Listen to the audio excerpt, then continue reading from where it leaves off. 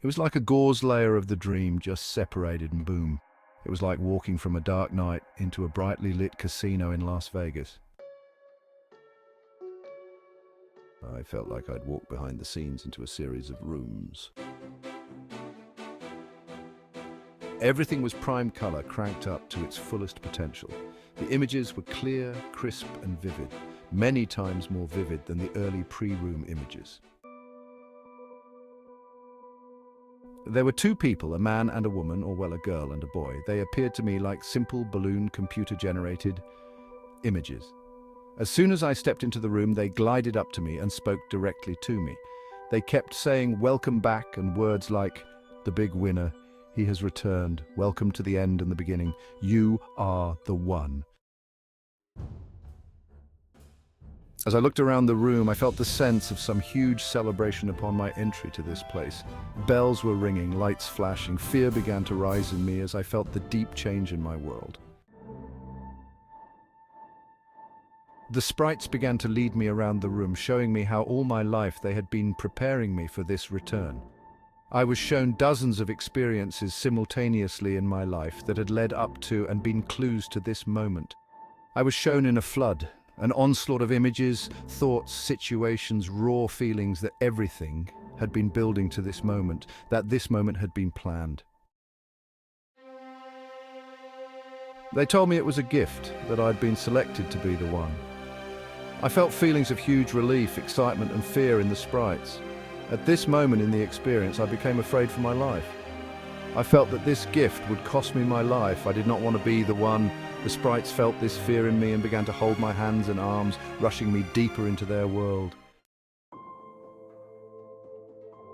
I felt their fear, and I began to believe that I had stepped out of the dream, out of the drug, out of my body and mind and into this super world.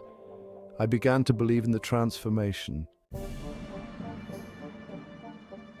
As I walked deeper, I could see standing in the middle of the room, in the center of this place, an object similar to an hourglass. It was slowly turning over.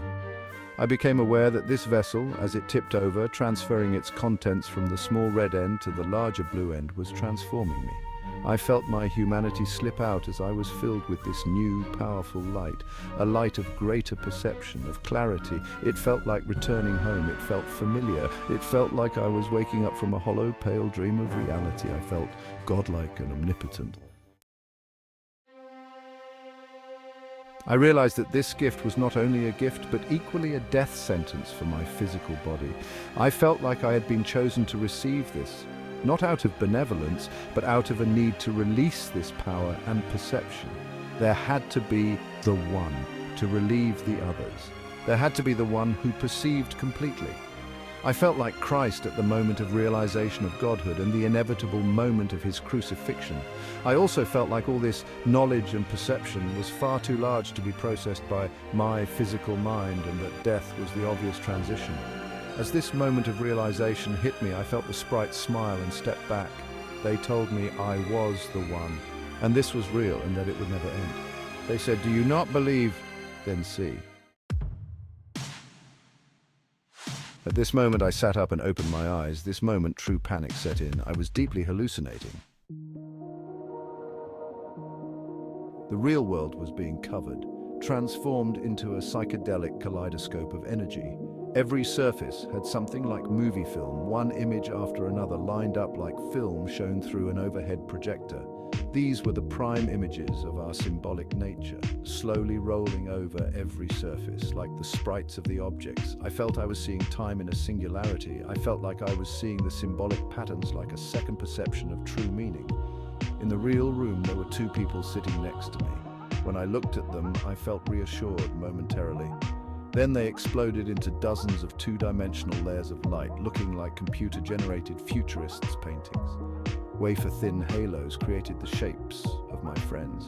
Dave looked up at me and said, "Welcome back," causing me to panic, because when he said welcome back, I did not think it was back to reality, but back into the fold of this super world I was in, back as their chosen one, or at least one amongst them. I perceived Dave and Poon as personal guides or guardians or gatekeepers there to welcome me into this new exalted state. That moment stripped me of my world, my truths, leading me to believe that my hallucinations were truth.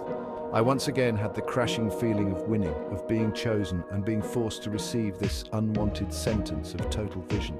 I had this crash as I could see once again the cause and effect of my being there, and the price I would have to pay. I was the Bean King, and the price of my gift would be perceptual transcendence but physical death. At this time, I felt a collapsing feeling as I gave in to the experience, accepting my fate. I remember thinking that the hourglass had turned a little farther and I was pouring out of this life into my new one. I said out loud, "I am dying." Then I lost the support of my body, myself, my existence, and I began to drift. Dave then touched my leg. I remember being drawn back into my body and thinking, "To hell with this, I'm not going to die, not yet." And I felt the sprites smiling around me, looking at me. I felt the fear.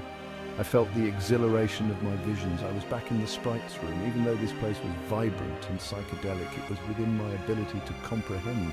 The sprites began their pitch at me being a winner and the one. I felt they were taking me back down the hallway to open those iconic electric visions and to my death. I then said out loud again, "I'm dying," to which Dave responded, "Only 3 more minutes and you will be all right."